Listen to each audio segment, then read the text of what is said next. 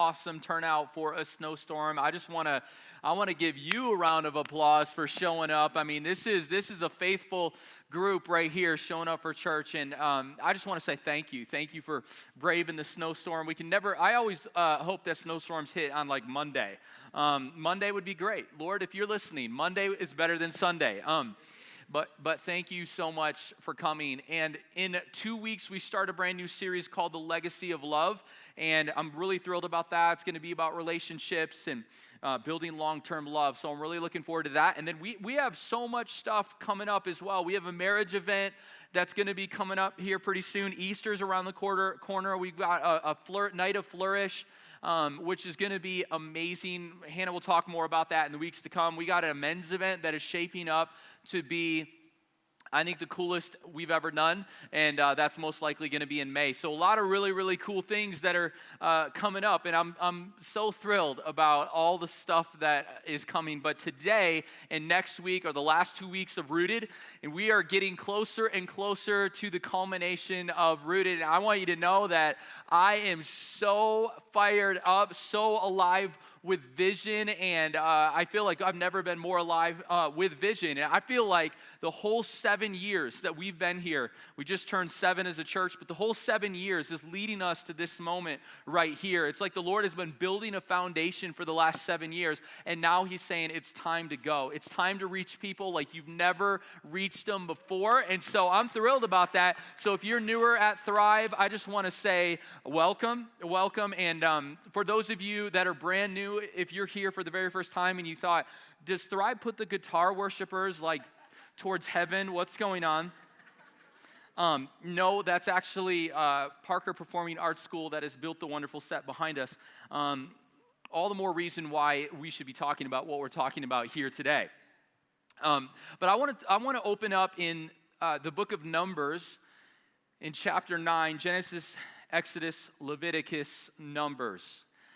And where we pick up the story in Numbers chapter 9, Moses, he's already led the people out of Egypt, and this story is an unbelievable story. And the people of Israel, they were led out of Egypt, and they were really in the wilderness at this time, but God guided them by a cloud by day and a fire by night. And in Numbers chapter 9, verse 17, it says, whenever the cloud lifted from over the sacred tent, the people of Israel would break camp and follow it. And whenever the cloud settled, the people of Israel would set up camp. In this way, they traveled and camped, watch this, at the Lord's command wherever he told them to go. Now, this was not just a natural phenomenon. I mean, it wasn't just that the clouds were going east. But this was a supernatural directing of the Lord for the people of Israel.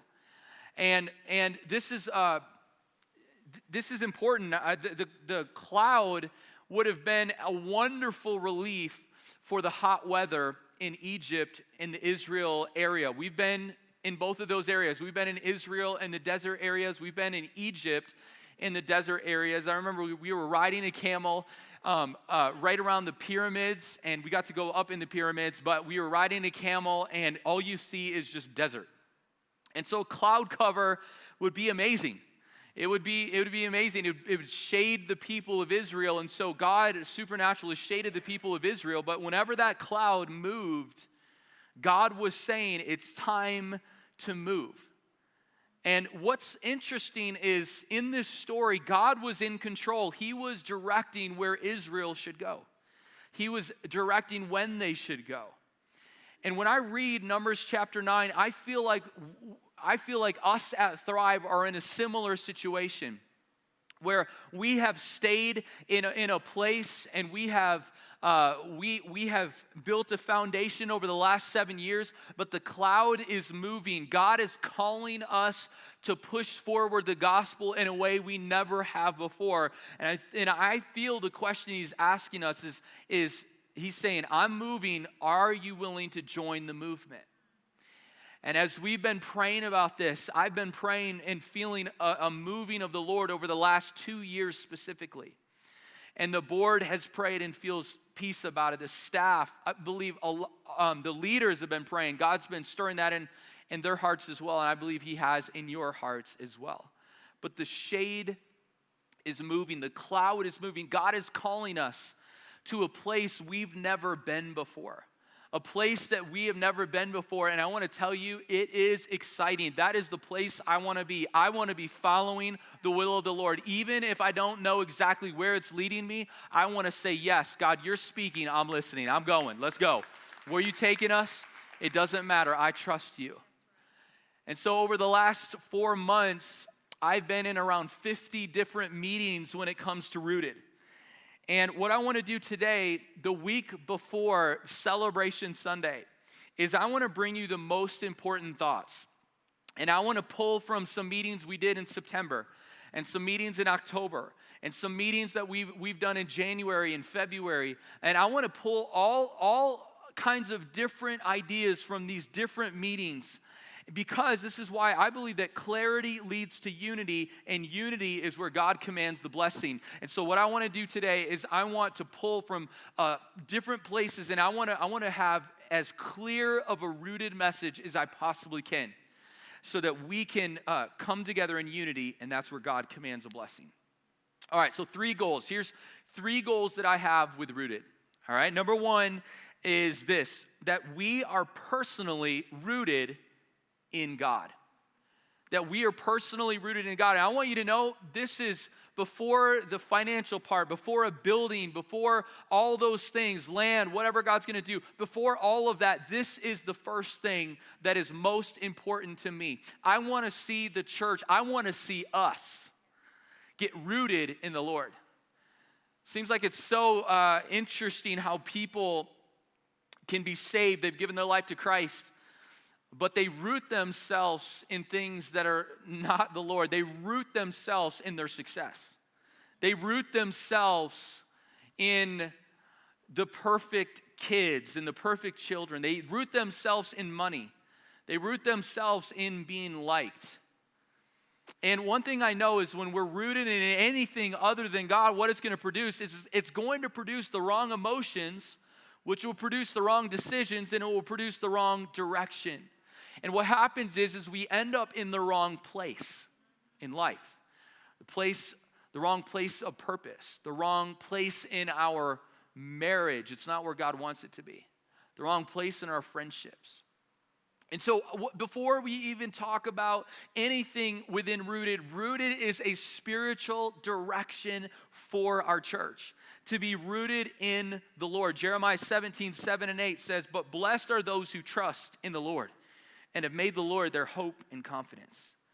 They are like trees planted." Remember what it says, trust, hope, and confidence in the Lord. They are like trees planted along a riverbank with roots that reach deep into the water. Such trees are not bothered by the heat or worried by the long months of drought, and that can happen in our life. But they stay green. Their leaves stay green, and they never stop producing fruit. And I see an opportunity to root our trust in the Lord, to root our hope in the Lord, to root our confidence in the Lord. Ephesians chapter 3, verse 17 says, "Then Christ will make his home in your hearts as you trust in him." He's going to make his home in your heart as you trust in him. Your roots will grow down into God's love and keep you strong. So the first thing that my goal is with Rooted is that we as a church are not rooted in success. And I want you successful. Look at me. I want you successful. But even more than your success in external things is I want you rooted in the Lord personally. Not just coming to church. I want you to come to church. But I want you rooted in the Lord, because when you are rooted in the Lord, the Bible is saying when that happens, that these trees are not bothered by the heat or worried by long months of drought. Their leaves stay green and they never stop producing fruit. I want that for my life. I want that for your life. Number 1, we're personally rooted in God. Number 2, the second goal is that we are rooted in his mission. We're rooted in his mission. I don't want to just be rooted in God, but I want to be rooted in God and his mission. And by the way, I don't think you could really be truly rooted in God and not rooted in his mission. If you're really rooted in God, you're going to be rooted in his mission. But this is important because Jesus came to this earth. And he came to this earth and he died on the cross. And he saved us from our sins, eternal separation from him. He made a way for us to go to heaven. And you know what he said? He left the earth and he put the baton in our hands and said, now it's your turn. It's your time. It's your moment to go forth and do great things for me. We've got to be on mission. I remember in high school, I ran track in high school. I wasn't very good in track, but I was trying to run to try to stay in shape for other sports. And so I tried to take the easy way out at times. I was doing shot put, and I would do shorter races so I wouldn't have to run as long. But anyways, I ran some races, some relay races. And a couple things about this that's interesting is that I think is important is one is if you've never ran in a relay race, you run as fast as you can, and then you hand it off to the person in front of you, and they're building up speed, so when they take that, they run as fast as they can, and then they hand it off, and so on and so forth. And also, I've noticed that, you run around this, and in our high school, they had this fence that separated the track from the bleachers. And there would not be too many parents at these events. You pretty much had to encourage yourself. But there was a few people in the stands cheering for their kids. And here's a couple thoughts when I think about rooted, is that God has called us to run in the race, not cheer from the sideline. See, so many times what would be easy in a moment like this is for us to be like, yes, rooted, I want that church. I hope they do well. I hope it works out for them. I'm cheering you on. I got your back. But I believe that God is calling us as a congregation to do more than just cheer from the sideline. I believe he's actually calling you and calling me to run in the race ourselves personally, where the baton has literally been placed in our hands. And God is saying, I want you to run and be my hands and feet to this generation. I've called you, I've placed you, and I want you to run. He's calling us to run in the race and not cheer from the sideline. And I feel like it's going to take all of us to run. Because in a relay race, there's usually 4 people, but what happens is all 4 of those people need to run. If one of these 4 decide not to run, they're not going to win the race. And I believe as a church, God is calling all of us to run our portion of the race, and our portion may look different, and that is totally okay. But I believe that he's calling all of us to run. Why is he calling us all to run? Because the enemy has targeted South Denver. And it is unbelievable to me as I moved from Michigan about 7.5 years ago. And as I am planted in this city, I absolutely see the enemy trying to destroy South Denver. It's almost like he has put a bullseye on our area and said, I'm going to try to take down that part of the city. And the enemy has targeted our peace with the shootings in Columbine, Aurora Movie Theater, and STEM School. He's targeted our teenagers, with Douglas County being the 5th highest county in the nation for teen suicides. Over 3,000 counties, and we're the 5th highest in teen suicide. You would think this beautiful, affluent spot in the nation, which I've heard that we're in the top 4, 5, 6, 7 most wealthy counties in America. You would think in a beautiful, affluent place, we would be the happiest, but actually the enemy is targeting our generation the most. And so for us to sit back and say, we're not running, I'm not going to run. When we hear about what the enemy is doing, I feel like would be a massive miss as a Christian. I believe that God is calling us all to run in the race. You think about how our kids and our kids and our teenagers have been targeted with sex trafficking. The average age is 12 to 14 when kids enter into sex trafficking, and right in our backyard is a national hub for sex trafficking. Again, beautiful, affluent, but the enemy has targeted this spot. He's targeted the faith of this location as well. And there's been a study from the former president of Lifeway, and he said only 4% of the population are Bible-based believers. 4 generations ago, in the 1930s, it was 65%. In the 1950s, it was 35%. The 70s, it was 16%. And anybody born after 1984, it's gone down to 4%. I want you to know that the enemy is targeting our generation, yes, but he's targeting South Denver.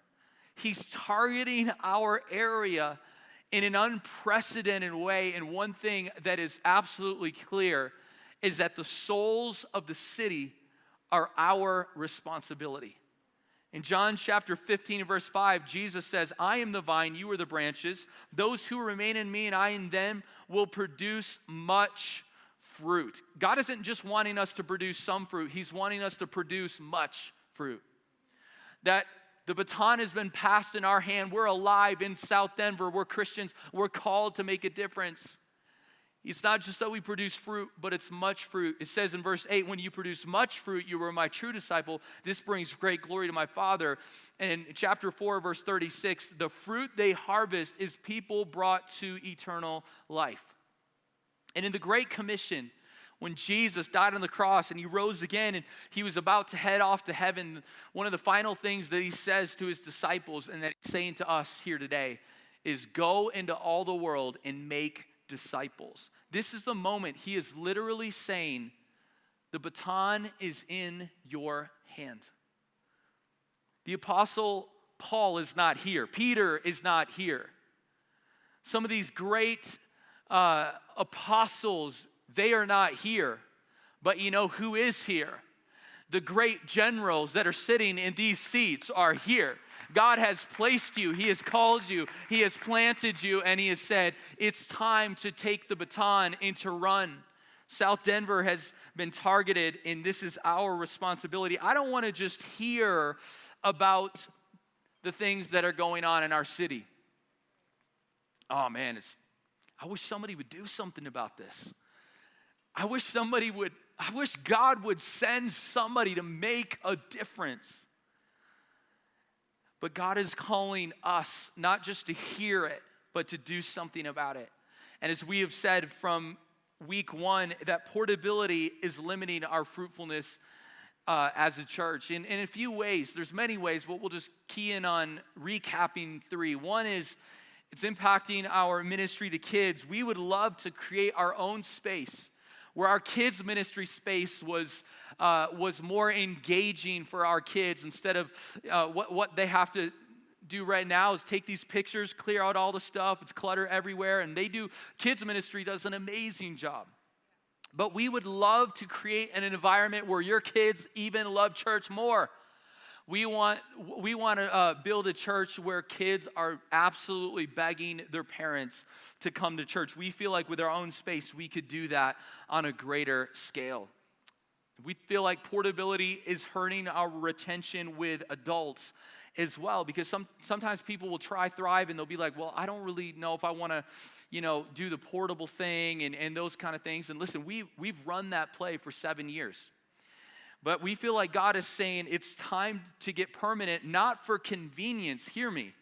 Notice how we're not saying as a part of this vision that we want to make it easier on our volunteers. Although I think that could be, if our volunteers were here, something they would say, please, Pastor Jacob, talk about that. But it's not about easy. It's not about what's easy or convenient. It's about what is going to lead to the most impacting church possible. Hello. And so that's why we want to create a space where adults will say, I want to go to that church. That church is planted. I see that church. They're going to be here. We're going to Thrive Church. Portability has been limiting our ministry to students as we're renting 3 different venues right now for Thrive students. And some of those places have put limitations on what we can and cannot do. And as a former youth pastor who did some really fun student events that drew out hundreds and hundreds of kids, that has really frustrated me as a pastor. I want to create what we're going to do with our building is it's going to be our building on Sunday. We're going to be able to meet there. We're going to have kids space. But when the students want to meet, they take over the whole building. They get the best of what we have and not just our leftovers. So they're going to get our best, and we're going to say yes to the wild ideas that they want to do, the outreach ideas. What we want to do is create a student ministry that is so compelling. And it is so compelling that the schools are talking about the church. We want to get into the schools, and we want to create some of these events where they can't help but spread what's happening at Thrive students throughout the whole school. Because if we're going to reach those that are far from God, the kids that are contemplating suicide, we're not going to do it. It won't happen unless we create a space where we can create the type of outreaches that are going to draw those type of kids. Hello, somebody. And so this is what is so important for us to understand. Again, I'm trying to bring clarity from all these different meetings I've done, but watch this. A building is putting down roots to produce unstoppable fruit. Let me say it this way. A building, don't miss this. This is so important to understand. A building is planting a spiritual solution to the cries of this generation. And so when we hear about sex trafficking and teen suicide, what we're saying is a building that we will be able to craft our own kids space, do our own student outreaches. This is a solution to reach deep into the schools so we can raise up kids who are going to make the right decisions. We can go after those kids that are depressed, contemplating suicide because of the events that we are trying to do. You have to understand that we're not just trying to share stats for shock value. We're sharing stats, and what we're saying is when we get in a building and we can do our own events that can draw in hundreds and hundreds of kids, it's going to pull in those kids that are far from God, those unchurched kids. We're going to build up kids who will love going to church even more. And I think about broken marriages. I think about the things that we could do with Flourish and men's events. And marriage events. I see some things that we could do in our own space that would be incredible. And also those that are far from God, a facility is saying, we are here for your family. We are open. Our doors are open for you. We are planted here. We want you to come in our church. And we feel this is a low estimate, a very safe estimate. But in the first 5 years of us being in our own facility, as we're able to do these things on a greater level, we believe that a minimum of 1,608 more souls will be saved if we were in our own permanent space. That's amazing. So we stay here, we're going to reach a certain amount, but if we were to say yes and we were to stretch, then we would reach 1,608 more souls. This is amazing. 1,600 souls hang in the balance of our obedience. So the question is, okay, how can we get there? And what I want to do is I just want to take a couple moments and talk through some of the things that you were handed when you came in. This is the Rooted brochure. This right here, I want to just talk about a couple things. And so what is Rooted? Well, it's what we're talking about today. It's being rooted in the Lord so that we can personally produce fruit. And it's also a 3-year giving window to give above and beyond the tithe to accelerate the gospel. And so what I want you to do is look at the floor plan in your brochure right here. We'll talk about that. Some people will say, well, what can you do in a $4.5 million project? Well, if we raise $1.5 million, we can borrow around $3 million. There's $4.5. What can you do with a $4.5 million budget? Well, what we could do is around 18,000 square feet if we were to buy a building and renovate a building. And you might say, well, how many people could you reach? What would that look like? How many seats could you have? Well, in the example that you have right in your hands, we could see 474 adults and 258 kids per service. So that's a total of 732. Now, you wouldn't want to come to a church that was 100% full. So if you just took 70% of the capacity of that building right there, you could reach 512 people per service. So in 2 services, you got over 1,000. In 4 services, you have 2,000. So one option is we could buy a building and renovate. Another option is if we raised much more than the 1.5, we could consider buying land and building from the ground up. And that's about $350 per square feet if we were to buy the land and build the building. And so, but that is an incredible option that is on the table. Another one is a long-term lease. That is something that a lot of businesses do as well. A lot of the businesses that, we shop at every day, they don't actually own their own space, they lease their space.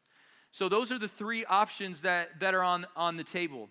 So, but what people ask a lot of times is, so when can we get it in a building? Okay, a 3-year initiative. So when can we get in a building? Here's the answer. You ready? Answer is a whole lot sooner because of Rooted. We can get in a building a whole lot sooner. See, watch this. The Lord sets the vision, but the givers determine the speed of the vision. And so I want to show you this giving guide right here. If you can open this up, check this out right here. I want to go over a few things. We want to just make sure that there's clarity here, that everybody is really clear about what is going on next week. So a question, should I redirect my tithe? The answer is no. We're asking that this be over and above the tithe, that you tithe as normal and then you give over and above. The reason is so that we can continue to minister to your family over the next 3 years. And so this is an important part of it. Okay, so you say, well, how do I make commitments? All right, great question. So on March 1st, and by the way, for the leaders of Thrive, on February 27th, so this Thursday, we're going to come together as the leaders, and we want to lead the way, and we want to say, church, this is what your leaders are committing to do over the next 3 years. So when we show up on March 1st, 1 week from today, we're going to be able to say, this is what your leaders are going first, and this is what they are committing to do. So leaders, you want to come to the Pace Center on the 27th. But all of us will come together on March 1st, and what we're going to do is we are going to be filling out this right here. This is the commitment card that you should have got right there. And again, we're not filling this out right now, but I just want to have you guys familiar with this right here. And so what we're going to do is we're going to come together on March 1st. We're going to fill that out. This is what we feel like God is calling our family to do over the next 3 years. So we're going to do that. And then next week as well, we're taking up a first fruits offering. It's an offering that will go towards your 3-year commitments. And what we're asking everybody to do is do their best in the very beginning. There's 2 reasons. One is spiritual, and because the spiritual principle of first fruits, God, I'm going to bring the best at the first.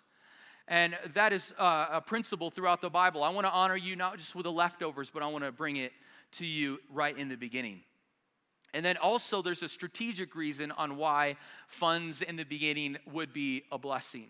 Is because the more that comes in sooner, that'll allow us to begin to talk to people who own land or buildings. The more that comes in up front, the quicker we'll be able to do it. So some people are like, well, how fast can we get in a building? Again, the vision is determined by the Lord, but the givers determine the speed of the vision. And so if a lot comes in right in the very beginning, it's going to allow us to get going a lot sooner. You guys got it.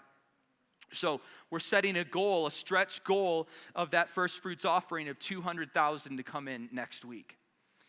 And so you might say, well, I can't make it. I've talked to some people, they can't make it on the 27th. They're out of town.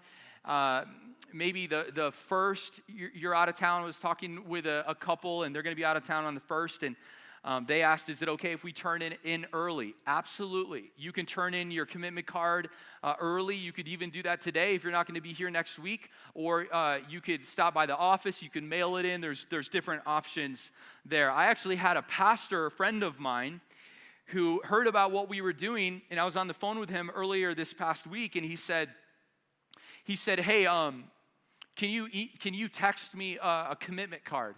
We want to do something. And so I just want you to know, we actually already got our first commitment in from a pastor in Chicago. I'm so excited about that, so fired up. And he actually said, this is what I'm going to do over the 3 years, and I'm hoping I can do more.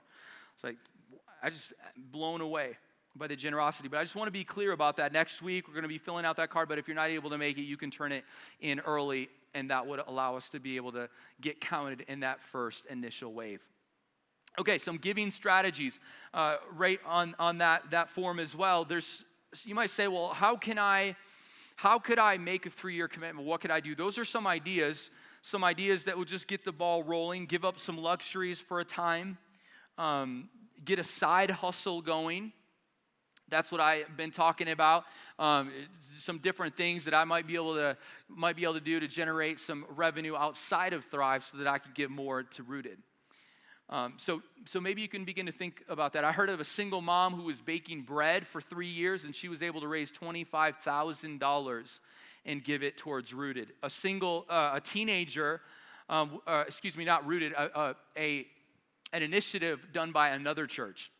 A teenager was trying to raise money, and he sold some of his Michael Jordan stuff and was able to do that as well. I don't tell you that you have to sell your Michael Jordan stuff, but I just want us to think creatively on how we could honor the Lord. Let's talk about the commitment profile section real quick. So some people say, okay, well, how could we actually do this? If the goal is to raise 1.5, how do we actually get there? And so in that form, there's this commitment profile.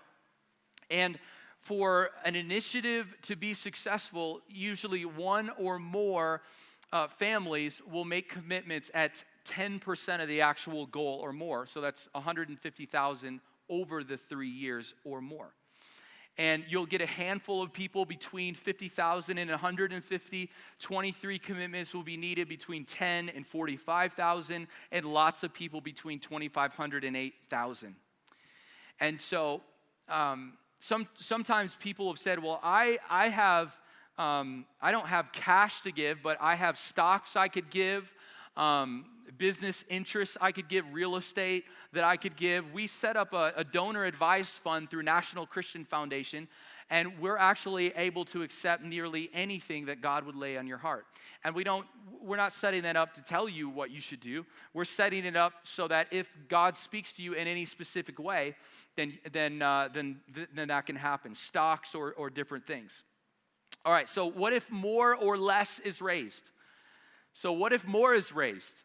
More than 1.5. What will we do? Well, we could either increase the square footage, or it would allow us to build from the ground up, buy land and build a building if we bring in more, which would have a ton of benefits as well if we were able to build ground up. And I just want you to know, if the Lord put it on somebody's heart to write a really big check to pay for the building itself, are we even ready to get going? The answer is yes. There's 2 companies that we have been working with. One, a national company that builds the 2 largest churches in America. One church that's around 80,000, another church that's around 50,000. That company builds their campuses. And I've been in a relationship with them for about 3 years, and he's ready to get going as soon as we are. So he could get going with us. Also, there's a local company that has built some of the great churches in our Denver metro area that could help us as well. So if we were ready and God poured the finances in, we could get going immediately. If less comes in than 1.5, what happens then? Well, essentially, it just lengthens the time to acquire a building. But I got to tell you one thing, is whether 1 million comes in, or 4 or 5 million comes in, 1.5, whatever comes in, I want to tell you that I am so excited. I have peace no matter what comes in, because what we're doing is we're accelerating the gospel. So what happens if 1 million comes in? We're $1 million closer to a building than we ever were. What happens if 2 million or 3 million comes in? I absolutely believe the cloud is moving, and what we need to do is be obedient.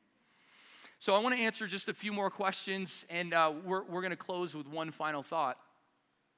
But some questions that we've gotten since launching this. What is the target location? Some people are like, okay, where is the building going to be? And the answer is within a drivable distance. We're not going to put a church in a place that's far away, like in Castle Rock or something like that. Some of you guys in Castle Rock were just like, wait, Could it be in Castle Rock? We don't want to go outside of a drivable distance because then we'd exclude a lot of people who come to Thrive. So it's going to be within a drivable distance of where we are right now. We might, in the future, go to other places with different campuses, but this first one is going to be in this vicinity, within a drivable distance. Another question we've had, really it's a two-part question, but it's on both sides of the spectrum, which is really interesting. Some people have said, is this building too small? And other people at the same time have asked this, what if we grow too big? Some are saying, is this building too small? What if we grow too big? Okay, let's talk about that. Is it too small? So with 2 services, we can reach around 1,000 people. 4 services, we could reach 2,000. And it could just keep going up from there. We could offer more services. We could do possibly a Saturday night or a Sunday night or multiple on Sunday. And you're like, could the volunteers handle that? Well, if we had 2,000, yes, they could. We would get more people who wanted to serve. You see what I'm saying? And so as far as is it too small, well, we could be really efficient to reach a lot of people in a building that size. Okay, is it too big? What if we grow and reach people? Usually I want to say, when people say that, I want to say amen. What if we reach people? Amen. That would be amazing. But I understand what they're saying. What they're saying is they don't want the church to change. They don't want it to feel too big. Now watch this. This is really important for those of you that feel that way. The size of the church is intentional to keep the community feel. Okay? So churches, the last 20 years, have built big sanctuaries. They built big auditoriums. But what we've learned in church growth is that there is actually a way you can build a financially efficient building, do multiple services, and still reach a lot of people. So the facility, even if somebody wrote a check for the dream amount for the whole thing, the most seats I could imagine us doing would only be 800. Somewhere between 300 and 800. Here's why. Because people are creatures of habit, and they tend to go to the same services. So if you go to the same service, let's say you go to second, and you guys usually sit in around the same spot. So you sit in the same spot. I see you. Okay, they're here. If you don't come to church, I know, because you weren't sitting in your spot. But in a church that's like 300 to 800, you look around the room and you see everybody you know. Do you see what I'm saying? You just look around the room and you don't even know. So here's my point. The church won't even feel much bigger. Even if we were a church of 2,000, 2,500, or 3,000, it won't really feel much different to you.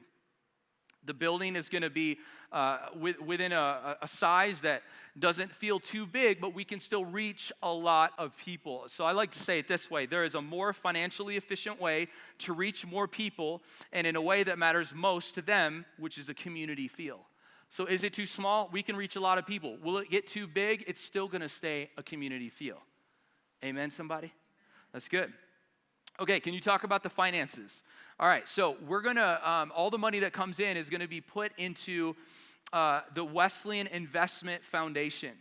And most of the great churches that we look up to, they're putting their finances in the Wesleyan Investment Foundation. It is a great place to put finances in, and they give a great return on short-term money. So we can get 2.5 to 3%, and we can withdraw it at any time. And so I just want you to know the rooted money isn't going to be kept in our general fund. It's going to be put right in the Wesleyan Investment Foundation. And then also we have an outside accounting company, Empower Consulting, and they are the company that manages our books. And so it's not me in the back, working the budgets and working the money. There's an outside accounting company that's chasing every penny, and they're vigilant to do that. So that's a little bit about the finances. Okay, so last question. How long would it take to save for a building? So if we were to save for a building, now the last 2 years we brought in about $950,000 in 2018 and 2019. So if we were to tighten our belt, we could save maybe $100,000, maybe $150,000. And so if that was the case, then I could stand before you and say in 10 to 15 years, we could accelerate the gospel to reach young people, to reach people far from God, to see marriages restored. In 10 to 15 years, we could get in our own space. I don't know about you, but 10 to 15 years? 10 to 15 years is not even a viable option. I don't want to be a part of a church that's sitting around for another 10 to 15 years. And I actually believe that there's a greater risk in not moving forward, because maybe in 10 or 15 years, all the buildings would have been spoken for that we could have got. Maybe all the land that we could have bought is now spoken for. See, the opportunity is now to begin to prepare to take that step and move forward. And so these are just a few of the questions that we wanted to answer. If you have more questions, we'd love for you to email us, info@thrivechurch.com. We will answer any question that you have. We want full clarity. All right, so 3 goals. Number 1, we are personally rooted in God. Number 2, we are rooted in his mission. And number 3, last big thought today, my 3rd goal is that everyone would participate by bringing God a pleasing sacrifice. That everyone would participate. In Romans chapter 12, in verse 1, it says this, "And so, dear brothers and sisters, I plead with you to give your bodies to God because for all he's done for you. Let them be a living and holy sacrifice, the kind he will find acceptable." In the NIV, it says pleasing to God. It says this is truly the way to worship him. And there's an invitation for us to bring the Lord a pleasing sacrifice. In Luke chapter 9, in verse 23, it says this, "Then he," this is being Jesus, "said to the crowd, 'If anyone wants to be my follower, you must give up your own way, take up your cross daily, and follow me. If you try to hang on to your life, you'll lose it. But if you give up your life for my sake, you will save it. And what do you benefit if you gain the whole world, but you are yourself lost or destroyed?'" And so a question is what is my pleasing sacrifice? And we would love for all of you to come next week with that question answered. God, what is our pleasing sacrifice? What is our 3-year commitment? And what is our first fruit? And if you're anything like me, there's certain areas of life that I actually am looking to do the least. And usually it's when Hannah has a honey-do list, and sometimes I'm like, "Babe, can we just do one of those things this weekend and maybe put the rest off till later?" Anybody else like that? Hello, somebody? Okay, I just exposed myself. You guys are perfect. I'm sorry.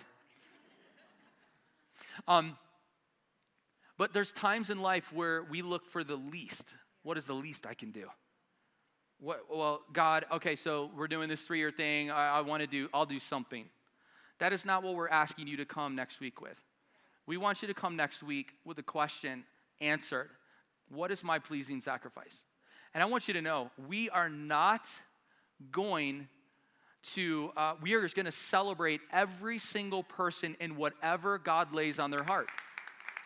Whatever he's calling you to do. It doesn't matter to me. But we just want to challenge everybody to not say, "God, what's the least I can do?" We want to say, "God, what is the best I can do? What's the very best I can do?" And so we're asking everyone who attends Thrive to contribute what you feel God is prompting in your heart. And I don't know where you're going to land, but I know it's going to take all of us. It's going to take all of us maximizing our potential, willing to lay aside personal preferences over the next 3 years in order to embrace kingdom purpose. And so whether you're giving on that scale maybe is even higher than the highest level, or it's the lowest amount, it's going to take all of us, and we're going to celebrate every single gift. So here's a question that we've been asking at our vision moments, but it's this: what are we willing to give up to see more souls go up? What are we willing to give up to see more souls go up? And this is another thought. Be willing to give up what we love for what we love even more. And I know that we can have a tendency to love money. But I hope what we love even more is souls being reached for God. And so what we're saying is, God, I love this, but I love this even more. So I'm willing to do something about this because of what you're calling me to do. John chapter 12 says this, listen carefully, unless a grain of wheat is buried in the ground, dead to the world, it is never any more than a grain of wheat. But if it is buried, let me say it this way, if it is rooted, it sprouts and reproduces itself many times over. In the same way, anyone who holds on to life just as it is destroys that life. But if you let it go, reckless in your love, you'll have it forever, real and eternal. If any of you wants to serve me, then follow me. Then you'll be where I am, ready to serve at a moment's notice. The Father will honor and reward anyone who serves me. So the question is what is my pleasing sacrifice? And I want to end today the same way we've ended in our vision moments.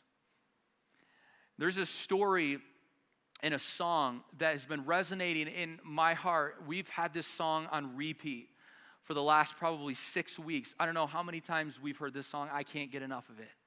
I feel like it's a prophetic song for us here today. But there's a story of a man named Joshua Chamberlain, and he was one man who impacted history in such a dramatic way. And so he's a 34-year-old school teacher. This is 150 years ago. He finds himself as a colonel in the Union Army, and his division started with 1,000 people, and by the moment, the Battle of Gettysburg, they were down to 300 men. And Joshua Chamberlain and his 300 men were positioned on the far left flank of the Union Army, this line that they had leading into Gettysburg. And they told Joshua, they said, it's most likely that the enemy is going to try to come through you. They're going to try to come through you. You can't, whatever you do, you cannot allow them to break this line. And so what they did is they built this wall about thigh high, and it was 110 yards long. And these 300 men had a wall to try to get behind. This is what it looks like today. This is the remains of that wall. And so they're hiding, they would be able to hide behind this, but they built this wall all morning, and sure enough, at 2:30, the Confederate army shows up, and they charge up the hill, and they're shooting, and they push them back. And they charge up the hill, and they push them back again. They charge up the hill, and they push them back again. And on the fourth time, they charge up the hill, and Joshua Chamberlain actually gets shot. But he gets shot in his belt buckle. So he gets blown back, and he realizes that he's not dying. So he gets back up, and he's telling everybody, all right, he can see that there's people wounded and dead, and so they're realizing that they're running out of bullets. And he says, he tells them to grab the bullets and the ammo from the dead and the wounded. And this 12-year-old boy climbs one of those trees, and he sees that the Confederate army is not only ready to mount another charge, but they're being reinforced right there in that moment. They're being reinforced in that moment, and this is when Joshua Chamberlain realizes that no one's coming to help him. Nobody else is coming. And so here's the question. What were they willing to give up that day? What were the soldiers willing to give up that day? The answer is they were willing to give up their life. Literally give up their wife and their life and never see their wife again, maybe never see their kids grow up, never see their grandkids. They were willing to literally die in that moment. What I think is interesting is how we would be willing to give our life in a war, which I think is noble. It's a good thing. But we would be willing to do that, but we wouldn't be willing to say yes to the Lord. If God said, I want you to give that amount, I want you to take some of those stocks, and I want you to do this. No, I would never do that. I could never do that. But we would be willing to do this. What I want to do today is I want to challenge all of us to be able to say, God, whatever you're saying, the answer is yes. And we're not telling you what the Lord is saying. We're saying, you ask the Lord, and you see what, we trust the Lord. We believe that God is going to take care of this. This is his mission. But in that moment, Joshua Chamberlain and his men, they realized that nobody else was coming. There's only 80 men left. But I want you to know that God has planted us here in this moment to advance the gospel, and I don't want to lose ground on our watch. Rooted is a moment where we're saying we're going to gain ground. We are taking territory. We are marching forward. And so in this moment, no one else is coming because God chose you. God chose you. John chapter 15, verse 16, you didn't choose me, I chose you, I appointed you. Saying, Thrive Church, I placed you in the year 2020 in South Denver, in one of the most targeted areas of the enemy in the United States.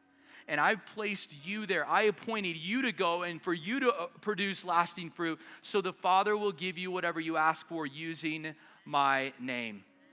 And so Joshua and his men, they were hiding behind this wall. 12-year-old boy says they're being reinforced. They're starting to come. And Joshua has this moment. They're hiding behind the wall. And his brother was there. And he said, are we retreating? He says, no. He says, fix bayonets. That means put the knives on the front of the gun. So now they got the knives on the front of the gun. Okay, Joshua, we got the knives on the front of the gun, but we got no bullets. What are we going to do? And he yells out, great right wheel. And they're like, what's a great right wheel? And he jumps up on the wall. 34-year-old school teacher jumps up on the wall and says, charge, charge, charge. 80 men jumped over the wall and ran down the hill at the Confederates.